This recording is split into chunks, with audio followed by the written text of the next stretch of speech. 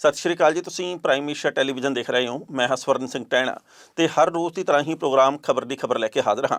पहली वड्डी खबर के वल जाण तो पहलां पंजाब के मौसम की हाल बयानी। अज पंजाब के कुछ हिस्सों के विच चोखा मीह पिया। जे गल जलंधर की करिए तो 2 घंटे लगातार सवेर के वेले मीह पिया, जिहदे करके जलंधर जल थल वाला बन गया। इस तो इलावा पंजाब के कुछ होर हिस्सों के विच मीह पैंदा रह गया। बदलवाई पूरे पंजाब दे विच सी, पर मालवे के कुछ हिस्सों के विच मीह नहीं पिया। मौसम विभाग ने भविष्यवाणी की है कि आउंदे 24 घंटिਆਂ ਦੇ ਵਿੱਚ पंजाब के अद्धों ਵੱਧ हिस्से ਦੇ ਵਿੱਚ ਮੋਹਲੇ ਧਾਰ ਮੀਂਹ ਵਰਨਾ। पर जे गल करिए पंजाब के नाल करनाटक ते केरल वर्गे शहरों की, तो उत्थे भी बेहद मीह पैण दीयां खबरां प्राप्त हो रही। कई थावां दे उत्ते बदल फटे है, कई थावां दे उत्ते चट्टानां दे थल्ले लोग दबे है। इस करके करनाटक ते केरल दे विच पता लग्या कि 42 तो वध लोकां दी मौत हो चुकी है ते कई लोग हाले लापता, उन्हां नूं लभण दी कोशिश की जा रही है।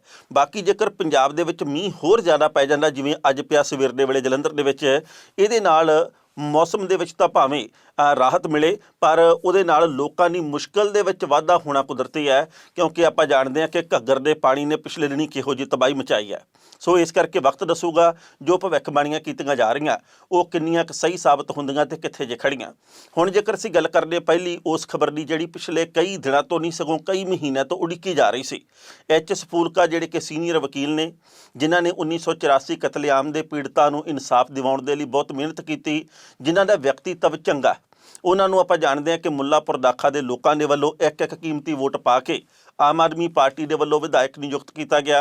पर उन्होंने एक मोड़ के उत्ते आके एक लकीर खिंच दी सी कि जेकर कैप्टन सरकार ने बादल परिवार ने फलाने मैंबरों के उत्ते बेअदबी के मामले के विच केस कर लिया तो ठीक है, नहीं तो फिर मैं अपनी विधायकी तो अस्तीफा दे देना। केस होना नहीं सी, इस करके कार्रवाई जो नहीं कोई हुई तो फूलका साहब ने अस्तीफा दे दिता।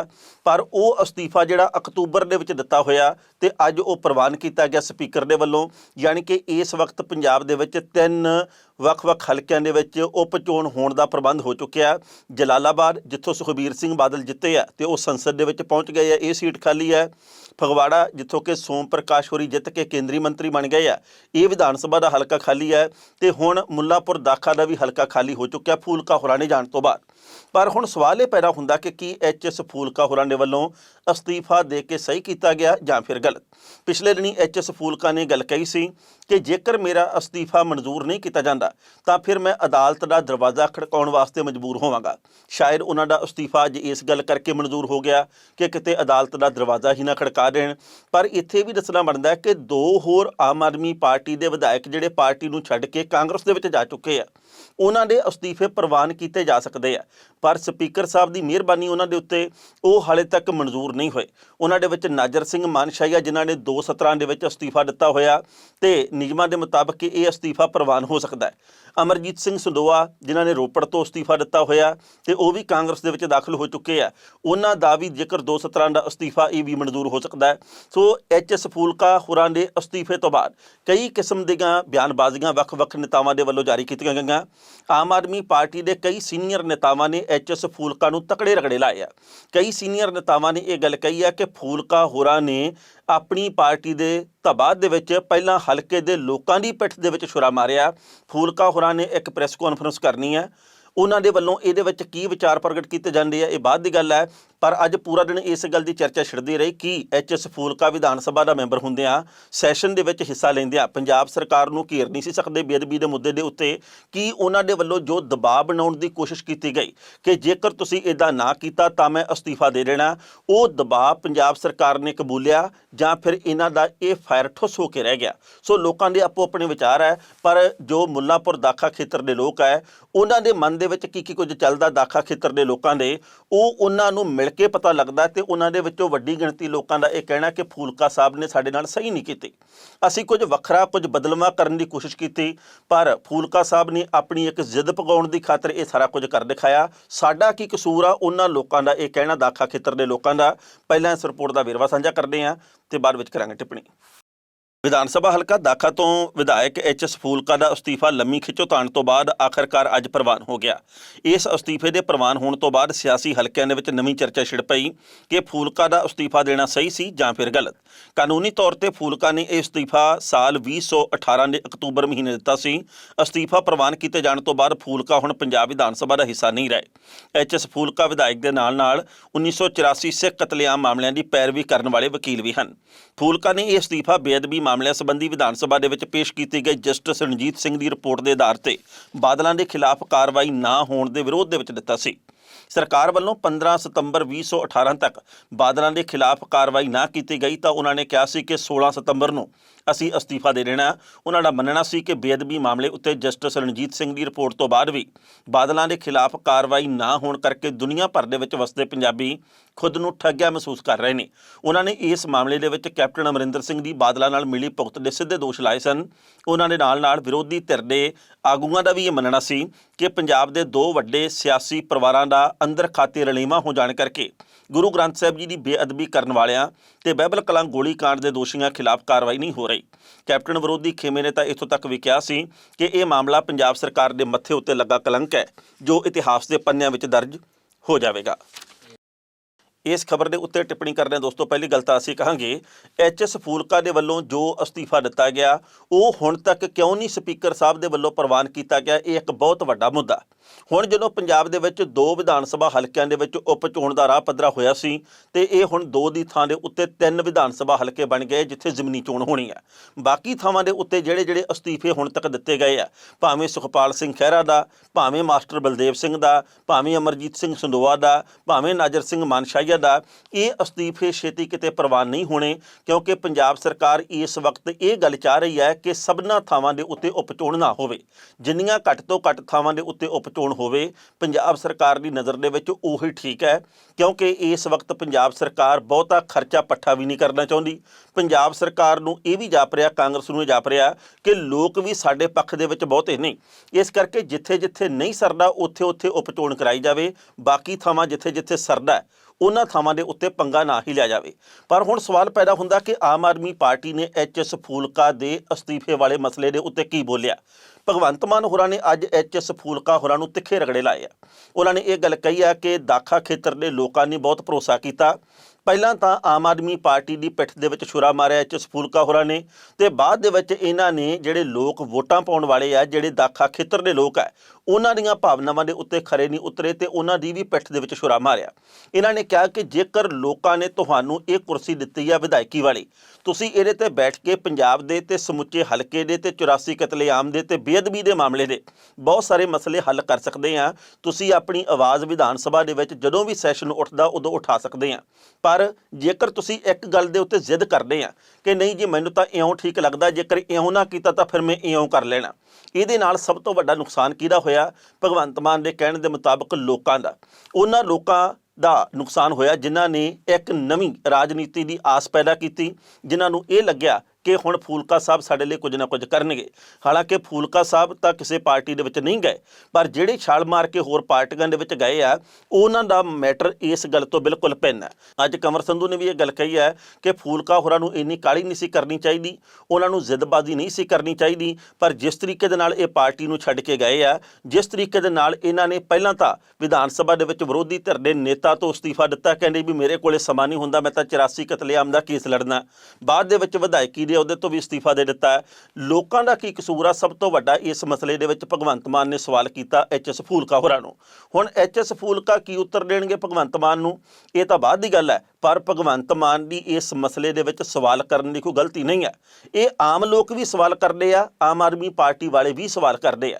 ਭਾਵੇਂ ਕਿ ਆਮ ਆਦਮੀ ਪਾਰਟੀ ਨੂੰ ਇਸ ਗੱਲ ਦਾ ਦੁੱਖ ਹੈ ਕਿ ਜੀ ਸਾਡਾ ਇੱਕ ਨੁਮਾਇੰਦਾ ਜਿਹੜਾ ਉਹ ਅਸਤੀਫਾ ਦੇ ਕੇ ਤੇ ਇਸ ਸੀਟ ਨੂੰ ਵਿਹਲੀ ਕਰ ਗਿਆ, ਤੇ ਇਹ ਵੀ ਗੱਲ ਭੁੱਲਣੀ ਨਹੀਂ ਚਾਹੀਦੀ ਕਿ ਐਚ.ਐਸ. ਫੂਲਕਾ ਜੇਕਰ ਚਲੇ ਗਏ ਆ, ਹੁਣ ਉਹ ਵਿਧਾਇਕ ਨਹੀਂ, ਤਾਂ ਉਹਨਾਂ ਦੀ ਥਾਂ ਦੇ ਉੱਤੇ ਆਮ ਆਦਮੀ ਪਾਰਟੀ ਦਾ ਕੋਈ ਵੀ ਉਮੀਦਵਾਰ ਚੋਣ ਜਿੱਤਣ ਦੇ ਸਮਰੱਥ ਨਹੀਂ। ਹਾਲਾਂਕਿ ਵੇਲੇ ਤੋਂ ਪਹਿਲਾਂ ਦੀ ਗੱਲ ਹੈ, ਪਰ ਆਮ ਆਦਮੀ ਪਾਰਟੀ ਜਿੱਥੇ ਪਹੁੰਚ ਚੁੱਕੀ ਹੈ, ਜੇ ਅਸੀਂ ਇਹ ਗੱਲ ਕਹੀਏ ਕਿ ਉਪ ਚੋਣ ਜਿੱਤ ਜਾਊਗੀ ਤਾਂ ਇਹ ਦਿਨ ਦੇ ਵਿੱਚ ਤਾਰੇ ਦੇਖਣ ਦੀ ਗੱਲ ਹੈ। ਜੇਕਰ ਅਸੀਂ ਇੰਨੇ ਦੇ ਵੱਡੇ ਸੁਪਨੇ ਲੈਨੇ ਆ, ਇਹ ਸਾਡੀ ਆਪਣੀ ਸਮੱਸਿਆ, ਕਿਸੇ ਹੋਰ ਦੀ ਨਹੀਂ। ਸੋ ਇਸ ਵਕਤ ਮੁੱਲਾਂਪੁਰ ਦਾਖਾ ਦੇ ਲੋਕਾਂ ਦਾ ਇਹ ਕਹਿਣਾ ਕਿ ਜੀ ਅਸੀਂ ਇੱਕ ਨਵੀਂ ਨਿਵੇਕਲੀ ਗੱਲ ਸੋਚੀ ਸੀ। ਅਸੀਂ ਸੋਚਿਆ ਸੀ ਕਿ ਰਵਾਇਤੀ ਪਾਰਟੀਆਂ ਨੂੰ ਭੰਜ ਦੇ ਕੇ ਫੂਲਕਾ ਸਾਹਿਬ ਵਰਗੇ ਬੰਦੇ ਨੂੰ ਅੱਗੇ ਲੈ ਕੇ ਅੱਗੇ, ਜਿਨ੍ਹਾਂ ਨੇ ਲੋਕ ਪੱਖੀ ਗੱਲਾਂ ਬਹੁਤ ਕੀਤੀਆਂ, ਪਰ ਇਹਨਾਂ ਨੇ ਜਿਸ ਤਰੀਕੇ ਦੇ ਨਾਲ ਪਿੰਡ ਨੂੰ ਸੁੰਨਾ ਕਰਤਾ, ਜਿਸ ਤਰੀਕੇ ਦੇ ਨਾਲ ਮੈਦਾਨ ਨੂੰ ਖਾਲੀ ਕਰ ਦਿੱਤਾ, ਉਹਦੇ ਵਿੱਚ ਤਾਂ ਜਿਸ ਤਰੀਕੇ ਨਾਲ ਰੇਡਾਂ ਪਾਈਆਂ ਬਾਕੀ ਵੱਖ-ਵੱਖ ਪਾਰਟੀਆਂ ਦੇ ਆਗੂਆਂ ਨੇ, ਸਾਰਾ ਕੁਝ ਜਾਣਦੇ ਹੀ ਆ। ਪਰ ਪਿਛਲੇ ਦਿਨੀ ਹਰਪਾਲ ਸਿੰਘ ਚੀਮਾ ਹੋਰਾਂ ਦੇ ਵੱਲੋਂ ਇਹ ਗੱਲ ਕਹੀ ਗਈ ਸੀ ਕਿ ਸਾਡੇ 20 ਵਿਧਾਇਕਾਂ ਦੇ ਵਿੱਚੋਂ ਜੇਕਰ 5-7 ਪਾਰਟੀ ਨੂੰ ਛੱਡ ਵੀ ਜਾਂਦੇ ਆ, ਉਹਨਾਂ ਦੇ ਅਸਤੀਫੇ ਪ੍ਰਵਾਨ ਵੀ ਹੋ ਜਾਂਦੇ ਆ, ਤਾਂ ਵੀ ਸਾਨੂੰ ਕੋਈ ਬਹੁਤਾ ਫਰਕ ਨਹੀਂ ਜੇ ਪੈਣ ਲੱਗਾ।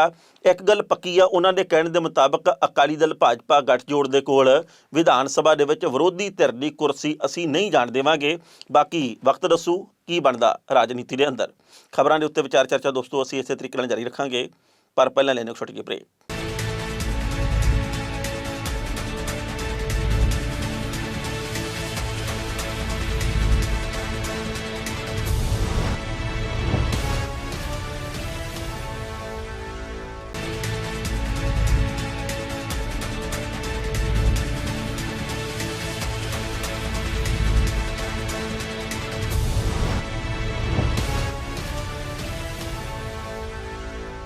ਵਕਫੇ ਤੋਂ ਬਾਅਦ ਇੱਕ ਵਾਰ ਫਿਰ ਤੁਹਾਡਾ ਸਵਾਗਤ ਹੈ ਦੋਸਤੋ। ਕੁਝ ਹੋਰ ਖਬਰਾਂ ਦੇ ਉੱਤੇ ਟਿੱਪਣੀਆਂ ਕਰਦੇ ਹਾਂ।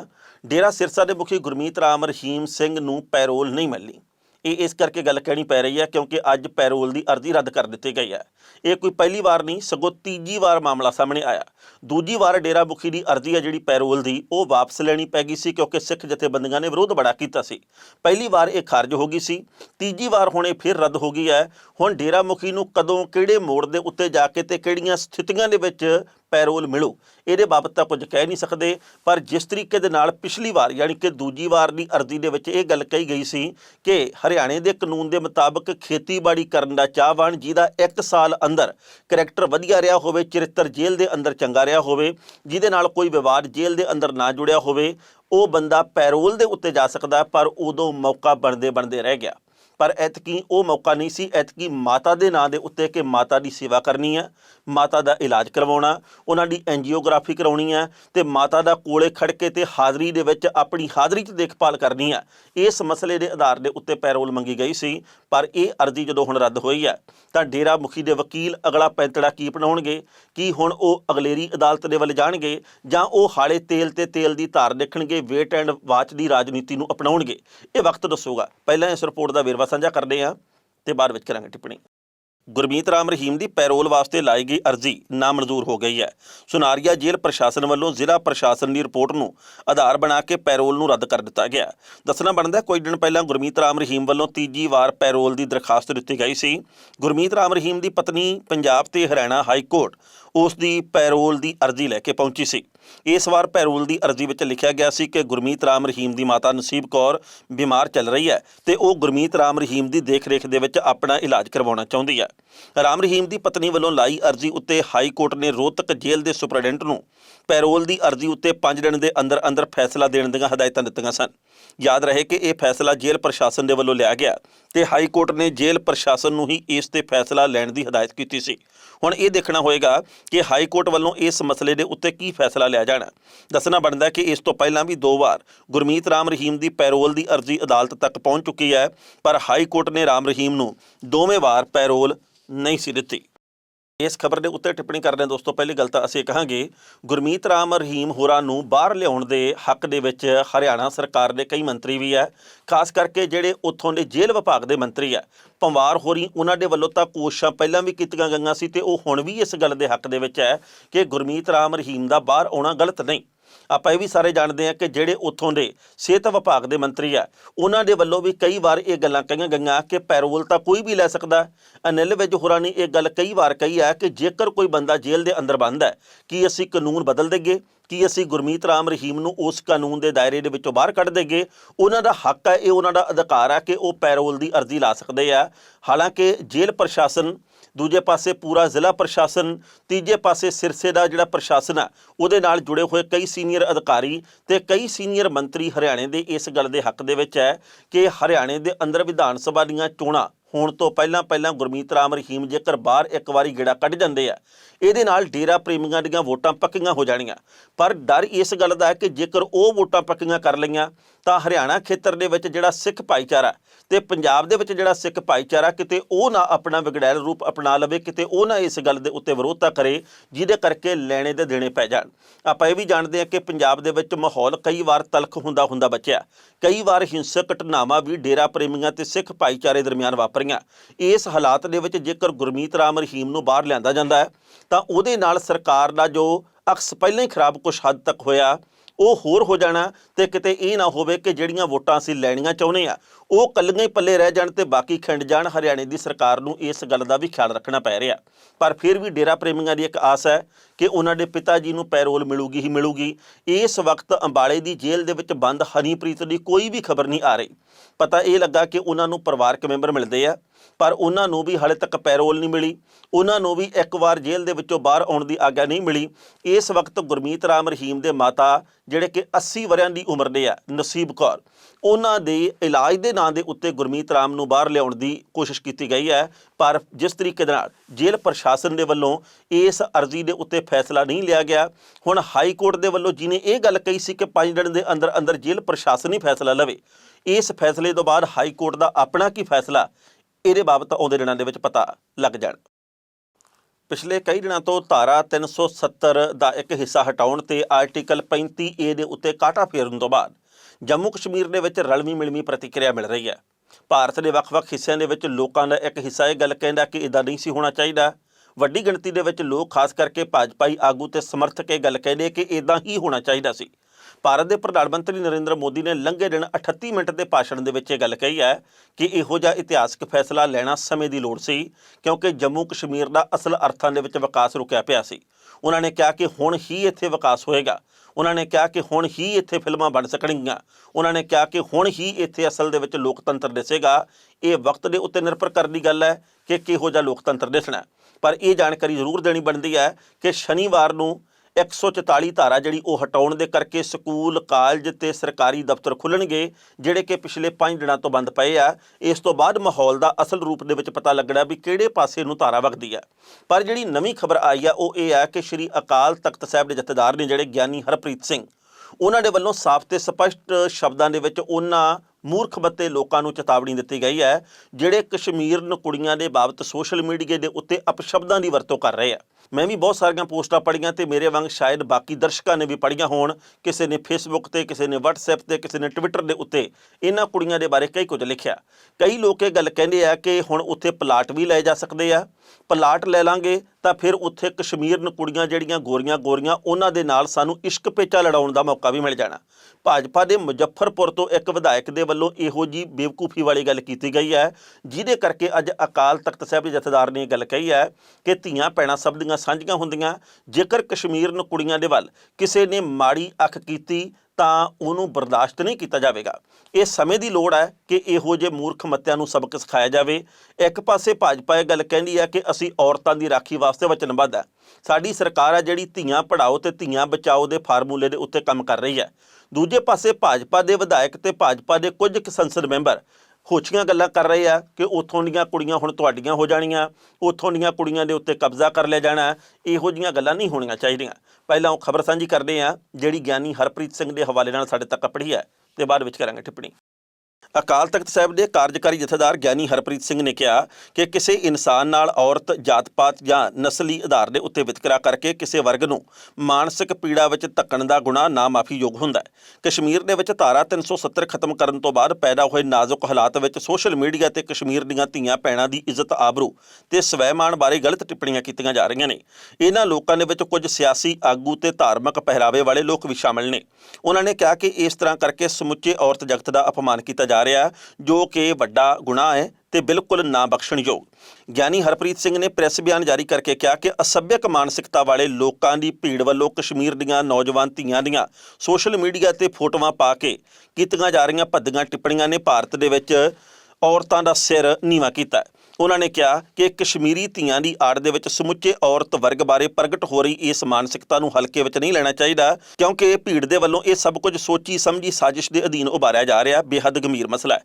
ਉਹਨਾਂ ਨੇ ਕਿਹਾ ਕਿ ਇਸ ਨੀਚ ਮਾਨਸਿਕਤਾ ਵਾਲੇ ਵਰਗ ਨੇ ਹੀ ਇਸ ਤੋਂ ਪਹਿਲਾਂ ਵੀ ਕਈ ਵਾਰ ਔਰਤਾਂ ਦੇ ਉੱਤੇ ਤਸ਼ੱਦਦ ਕਰਨ ਦੀਆਂ ਗੱਲਾਂ ਕਹੀਆਂ, ਜਿਨ੍ਹਾਂ ਨੂੰ ਸਿੱਖ ਭਾਈਚਾਰੇ ਨੇ ਕਦੇ ਬਰਦਾਸ਼ਤ ਨਹੀਂ ਕੀਤਾ।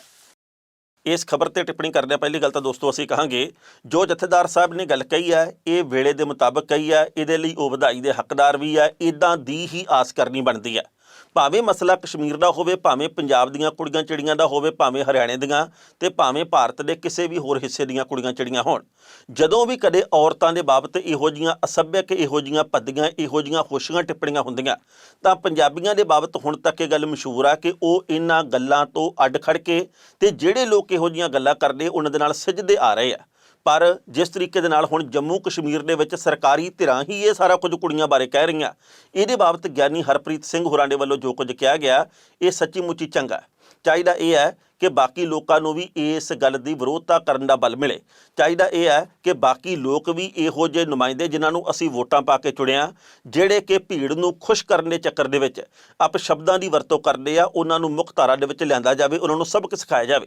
ਜਿਸ ਤਰੀਕੇ ਦੇ ਨਾਲ ਮੁਜ਼ੱਫਰਪੁਰ ਦੇ ਵਿਧਾਇਕ ਦੇ ਵੱਲੋਂ ਇਹ ਗੱਲ ਕਹੀ ਗਈ ਕਿ ਤੁਸੀਂ ਹੁਣ ਜਿੰਨੇ ਵੀ ਇੱਥੇ ਕੁਆਰੇ ਆ ਜਾਂ ਜਿੰਨਿਆਂ ਦਾ ਵਿਆਹ ਨਹੀਂ ਹੋਇਆ ਉਹ ਜਾ ਕੇ ਕਸ਼ਮੀਰ ਦੇ ਵਿੱਚ ਪਲਾਟ ਲੈ ਲਓ, ਕੁੜੀਆਂ ਆਪੇ ਤੁਹਾਡੀ ਝੋਲੀ ਦੇ ਵਿੱਚ ਡਿੱਗ ਪੈਣੀਆਂ, ਕੁੜੀਆਂ ਆਪੇ ਤੁਹਾਡੇ ਹਿੱਸੇ ਦੇ ਵਿੱਚ ਆ ਜਾਣੀਆਂ, ਉੱਥੇ ਕਸ਼ਮੀਰਨਾਂ ਦੇ ਨਾਲ ਗੋਰੀਆਂ ਨਾਲ ਵਿਆਹ ਕਰਵਾਓ।